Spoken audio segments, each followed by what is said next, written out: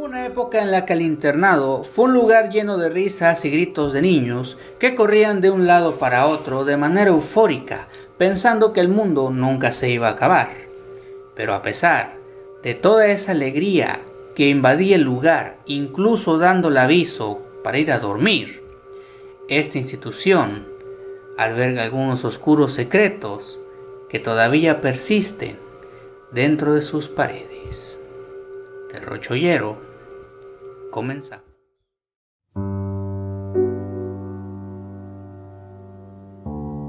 Esta historia ocurrió hace mucho tiempo. Un día como cualquiera en el internado, los niños se divertían un poco en el área de juegos. La tarde era agradable y los rechinidos de los juegos podían escucharse en todo su esplendor. Aquel que más destacaba era el ruido que provocaba el balanceo de los columpios, el juego más atractivo para los niños, quienes hacían una larga fila esperando su turno para subirse en ellos. En medio de esa fila se encontraba la pequeña Esther, quien se hallaba eufórica y desesperada, ansiosa para que llegara su turno. La espera fue larga, pero después de un buen rato, la hora llegó. Emocionada y con muchas ansias, Esther se subió al columpio del medio para balancearse lo más fuerte posible, aprovechando así el poco tiempo que le tocaba a cada niño por turno. Era tal la fuerza del balanceo que cada vez que llegaba al punto más alto de cada extremo podía hacer cimbrar toda la estructura al regresar. Las risas de la pequeña Esther invadían el lugar. Era un momento que nunca olvidaría. Pero como siempre pasa en esta vida, las desgracias no se hacen esperar. De un momento a otro, las risas de emoción de los niños se transformaron en gritos de angustia e incertidumbre, pues el fuerte balanceo que daba la pequeña Esther en ese columpio provocó que la niña diera una vuelta completa a la estructura, haciendo que la inocente criatura cayera de nuca desde el punto más alto, misma caída que le arrebató la vida al instante.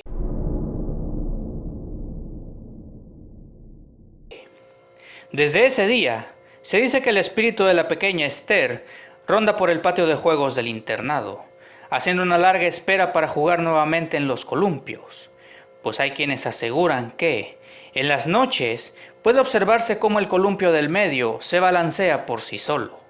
Aún así, no haya corriente de aire que lo mueva. Y bueno, ¿qué les pareció la historia de esta noche? Personalmente esta historia la escribí a base de una serie de relatos que escuchaba mientras estábamos en el internado sobre una niña que había fallecido en los columpios. Más que nada esto es una leyenda urbana que se conocía entre los alumnos que nos encontrábamos ahí. De hecho hay muchas versiones de esta historia de cómo falleció la niña. Una es la que ya conocen, de que subió hasta lo más alto, bajó, ya donde se cayó el punto más alto, cayó y se desnucó. Había otra donde dicen que el columpio dio tantas vueltas con la niña encima, dio tantas vueltas alrededor de la estructura que ella misma se estranguló al quedar atorada entre las cadenas y el tubo. Y otra dicen, la más descabellada, dicen que ella al momento de caer el columpio regresó y cuando ésta se levantó el columpio pues le mochó la cabeza. Entonces son tantas versiones que dicen sobre esto, e incluso había una historia que decía, una leyenda urbana que decía que como en los columpios faltaba el del medio y había un bordo a falta de que pasaran niños arrastrando los pies al momento de balancearse, se formó un bordo. Y entonces decían que en ese bordo es donde estaba enterrada la supuesta niña. Entonces había un montón de historias de estas.